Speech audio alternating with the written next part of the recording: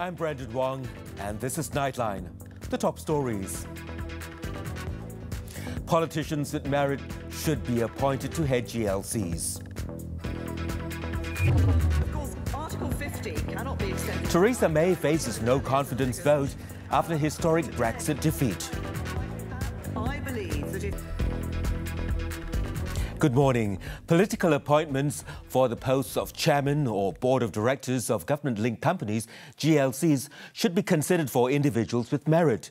Centre for Governance Integrity and Anti-Corruption, GIACC Director General Tan Sri Abu Qasim Muhammad said the merit should be based on skills and qualifications, which would then contribute towards development and betterment of the company. Tan Sri Abu Qasim said this is because they are politicians with the required set of skills. He, however, added that priority would be given to the professional group. Maka pelantikan itu boleh dibuat kerana profesionalismenya, kerana kepakarannya ataupun qualification yang mereka ada. Dalam konteks itu kita berpegang bahawa dibenarkan, tetapi bukan kerana dianya ahli politik, tetapi kerana kepakaran yang ada. Saya telah pun meminta jabatan-jabatan kerajaan untuk mengemukakan semua pelantikan-pelantikan politik yang dibuat dan dihantar ke pusat saya untuk membuat semakan. He further explained that initially the government had opposed to appointing any politicians to top positions within GLCs. However, after further discussion and consideration by the Cabinet Special Committee on Anti-Corruption, chaired by Prime Minister Tun Dr. Mahathir Mohamad, a resolution was reached whereby skilled individuals in the required fields can be appointed regardless if he or she holds a political position. The Finance Ministry has also led discussions and presented clear guidelines on the appointments of individuals as board members or chairpersons of GLCs. The water tariff is expected to be increased this year, with most state governments having agreed to it. Water, Land and Natural Resources Minister Dr. Xavier Jayakumar, however, said the rate hike has yet to be finalised as the states have different tariff rates and some have not reviewed the tariff for tens of years. Xavier also said the government will discuss the matter with the states that have announced to not increase the water tariff. This is to ensure the federal government's effort to restructure the water supply services industry could be effectively executed, as well as to protect the consumer's interest in getting good water quality and ensuring the industry's services. Rakyat yang akan dapat manfaat dengan air bersih untuk diminum, dan kalau semua orang nak dapat air bersih untuk minum, kita ada perbelanjaan, kita mesti ada pembayaran dan sebagainya. Kita tidak bertempuh untuk bayaran yang telah dilakukan 20 tahun sebelum ini ataupun 25 tahun sebelum ini. Nilai ringgit kita 25 tahun sebelum ini selain dari nilai ringgit sekarang. He was speaking to reporters after witnessing the signing of a Memorandum of Understanding between the Forest Research Institute of Malaysia, FRIM, and Indah Water Consortium, IWK, in Kepong, Selangor on Wednesday. Asked if the hike will be capped at 20% as being considered by Pulau Pinang, the minister said the quantum is still being discussed with the various state governments. To date, Pulau Pinang has announced a 20% hike in its water tariff, while Johor and Sabah have said no to the plan. Negeri Sembilan, Perak, Kelantan and Selangor have yet to decide on the matter. Malaysia has imposed a blanket ban on all Israeli athletes participating in international events, including the World Para-Swimming Championships in July. Foreign Minister Saifuddin Abdullah said the cabinet decided last week that Israelis will not be allowed to enter the country for any event. Bagi mana-mana program antarabangsa yang Malaysia telah komit untuk menjadi tuan rumah, dan dalam event tersebut ada penyertaan Israel, tak kira sukan atau acara-acara yang lain, maka kabinet memutuskan wakil daripada Israel itu tidak dibenarkan untuk masuk ke Malaysia. Jadi walaupun dah komit, tapi mereka tak dibenar dan yang paling dekat ialah Paralimpik. Datuk Saifuddin was speaking to reporters after receiving a memorandum handed over by Boycott, Divestment and Sanctions Malaysia, stating support for the Malaysian government action in prohibiting Israeli athletes from entering the country. He added the cabinet has also decided that Malaysia will not host future events or programs which involves Israelis. On Monday, the International Paralympic Committee said it was disappointed with Malaysia's decision to bar Israeli swimmers from entering the country, but hoped to find a solution to the matter. Swimmers from some 70 countries are expected to compete at the 2019 World Paris Swimming Championships in Sarawak from July 29th. Baling Member of Parliament Datuk Sri Abdul Aziz Abdul Rahim and his brother Datuk Abdul Latif were charged at the Kuala Lumpur Sessions Court on Wednesday with graft and money laundering amounting to 144.5 million ringgit since December 2010. The duo, who arrived at the Jalan Duta Court Complex at 8 a.m, pleaded not guilty when the charges were read separately to them before Sessions Court Judge Azura Alwi. Datuk Sri Aziz, a former Tabung Haji chairman, was slapped with 3 charges of receiving bribes worth 5.2 million ringgit and 9 charges of money laundering amounting to 139.3 million ringgit. He was accused of receiving the kickbacks from Menuju Asas Sendirian Berhad director Muhammad Rizwan Mohanan Abdullah between December 2010 and April last year as an inducement for the company to obtain 197.8 million ringgit worth of road projects in Kedah and Perak from the government through direct negotiation and selective tender. For the second and third charge, he was accused of receiving 4 million ringgit in 2 transactions from the same person as a reward for him assisting the company to obtain road projects worth 842.2 million ringgit through limited tender from the Works Ministry. The offences were allegedly committed at CIMB Bank, Jalan Tun Perak in Kuala Lumpur on December 8, 2010 for the first charge, and Affin Bank, Pusat Bandar Puchong in Selangor on June 13, 2017 and April 10, 2018 for the second and third charge. The charges against Datuk Sri Aziz were framed under Section 16A of the MACC Act 2009. As for the money laundering charges, he was alleged to have received proceeds from unlawful activities totaling 139.4 million ringgit from several companies between March 2010 and August 2018. All the offences were allegedly committed in the Klang Valley between March 8, 2010 and August 30, 2018. The charges were filed under Section 4, Subsection 1B of the Anti-Money Laundering, Anti-Terrorism Financing and Proceeds of Unlawful Activities Act 2001, which provides an imprisonment for up to 15 years and fine of not less than 5 times the value of the proceeds obtained, or 5 million ringgit, whichever is higher, if found guilty. Meanwhile, his brother Datuk Abdul Latif was accused of abetting him on 2 counts in obtaining the 4 million ringgit bribe in 2 transactions from Menuju Asas between June 2017 and April last year. The charges under Section 28, Subsection 1C of the MACC Act carries maximum 20 years imprisonment and a fine of not less than 5 times the sum of value of the gratification, or 10,000 ringgit, whichever is higher. The court also allowed bails of 800,000 ringgit and 5,000 ringgit for Datuk Sri Aziz and Datuk Latif respectively. The court set March 27 for mention. Meanwhile, at the High Court, Tan Sri Musa Aman's appeal to have access to his passport to seek medical treatment in Singapore and the United Kingdom has been denied. This follows Justice Muhammad Zaini Mazlan's call to allow the prosecution's review application against Sessions Court's decision, thus barring the former Sabah Chief Minister from flying abroad. Justice Muhammad said Tan Sri Musa's right to treatment abroad became restricted when he became an accused, unless he could prove that the treatment could only be available overseas. However, he said there was no suggestion by the accused that he could only be treated in Singapore and the United Kingdom.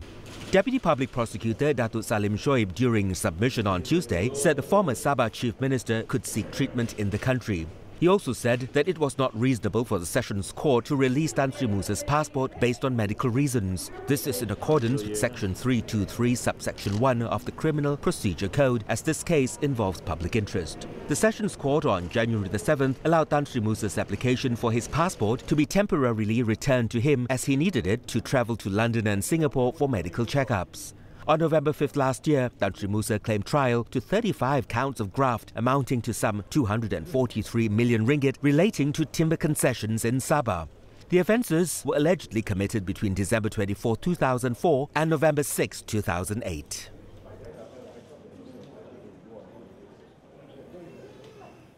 The Royal Malaysian Police PDRM will appoint an independent body to conduct a study on the public perception of safety. Inspector General of Police Tan Sri Muhammad Fuzi Harun said, although the country's annual crime index has been on the decline, the public perception of safety has yet to reach a satisfactory level. R&D dengan JPJKK bekerjasama untuk mengenal pasti satu badan bebas yang akan mengkaji tahap persepsi rakyat terhadap keselamatan negara kita ini. Jadi kita nak satu badan bebas agar bila kalau kita buat dalaman ni kita tak mahu orang kata akan tomah kita bahawa kita akan exaggerate, mengada-ngadakan data ni, manipulate dan sebagainya. He said that through the study, police will be able to obtain indicators to raise public confidence and improve their perception from time to time. According to the Statistics Department, the National Crime Index ratio in 2017 saw a drop to 309.7 cases per 100,000 population, compared to 355.2 cases the previous year. Despite the overall reduction, 6 states registered crime rates above the national average last year, with the Federal Territories topping the list. The Federal Territories recorded a crime index ratio of 716.9, which was double that of the national figure. The Malaysian Anti-Corruption Commission MACC on Wednesday recorded the statements of 7 individuals in connection with the alleged distribution of cash handouts to volunteers for the Cameron Highlands by-election. They include a woman whose photographs went viral on social media recently, in which she was seen wearing a Pakatan Harapan t-shirt and giving out the money. Saya ingin jelaskan bahawa pihak kita mengesahkan memang kita ada terima aduan dan siasatan kita laksanakan seperti biasa, dan saya mohon supaya tidak wujud spekulasi lah berkaitan hal ini, di mana kita tak pasti lagi sama ada wujud kesalahan di bawah Akta Kesalahan Pilihan Raya 1954 pindaan 2012 ataupun Akta Suruhanjaya Pencegahan Rasuah 2009 ya. Jadi serahkan kepada pihak kita untuk menjalankan siasatan dengan sebaik mungkin. He said the questioning took place at the Graft Busters Operations Room in Cameron Highlands following an investigation carried out on Sunday. In response to the viral photos, PH leaders, including the coalition's candidate for Cameron Highlands, M. Manugaran, said campaign volunteers were being reimbursed for their petrol expenses. They contended that the act did not violate election laws. The Graft Busters has since received 5 complaints from the public and political parties regarding the issue. After the breather, Malindo Air cabin crew nabbed in Australian drug bust. Details next. Welcome back. A Malindo Air cabin crew was among 8 people arrested in Australia on charges of trafficking in more than 14 kilograms of heroin, cocaine and methamphetamine. According to Australian police, the 38-year-old airline crew member was part of a group that brought drugs from Malaysia on the aircraft for sale in Australian cities. Australian police said the gang, believed to be run by a Vietnamese crime syndicate, was based in Melbourne. The group was also believed to have been smuggling in drugs for a long time. During the investigation, police identified that the drugs were being brought into Australia via an international commercial airline, with the cabin crew used as the drug couriers. Police seized some 14 kilograms of drugs, including 6 kilograms of heroin, 8 kilograms of methamphetamine, 500 grams of cocaine, along with a significant quantity of cash and a Porsche Macan SUV and Mini Cooper car. The suspects, 4 women and 4 men, aged between 26 and 55, were arrested over the past 10 days in and around Melbourne. They faced drug trafficking charges and appeared in court on Wednesday. Meanwhile, Malindo Air in a statement said the airline is ready to cooperate with all relevant authorities in Australia or in Malaysia. It added that the said cabin crew has been suspended with immediate effect pending termination. Bukit Aman Marine Police have found closed-circuit television or CCTV cameras installed at trees believed to be used to cover smuggling activities along the east and west coasts of Johor. Its commander SAC Muhammad Yusuf Mamat said the use of CCTVs by smugglers was first detected at several hotspots in the state's east coast. He said the cunning tactic has been employed by smugglers since a year ago, involving several hotspots in the two areas. In Pulau Pinang, a body of a man was found washed up on a rock at a beach near a Hindu temple in Padang Kota Lama on Wednesday. Timur Laut District Police Chief ACP Cik Zaimani Cik Awang said the victim was identified as 33-year-old as Ananda Kumar from Bukit Mertajam. Police have classified the case as sudden death.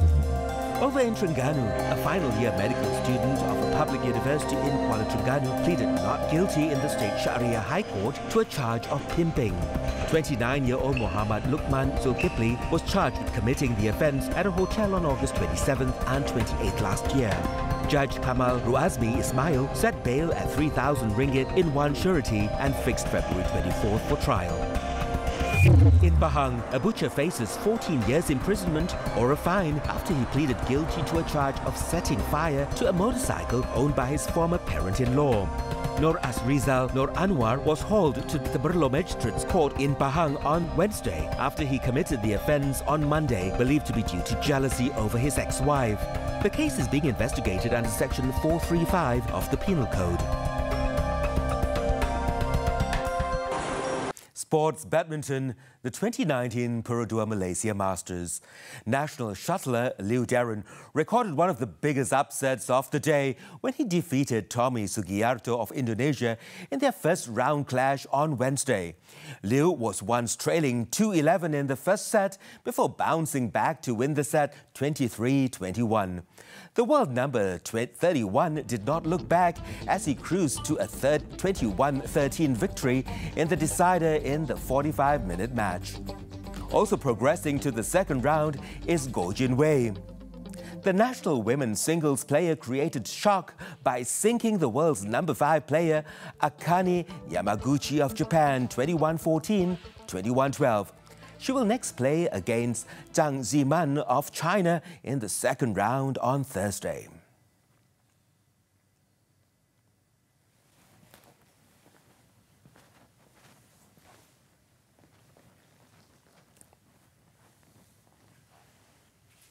A spectacular but rare sight of an ice circle floating on a river in Maine, slowly rotating and gaining size, has netizens comparing it to a crop circle and the moon. Visuals of the phenomenon wrap up Nightline this time around. With that, I'm Brandon Wong. Thanks for tuning in. Good night.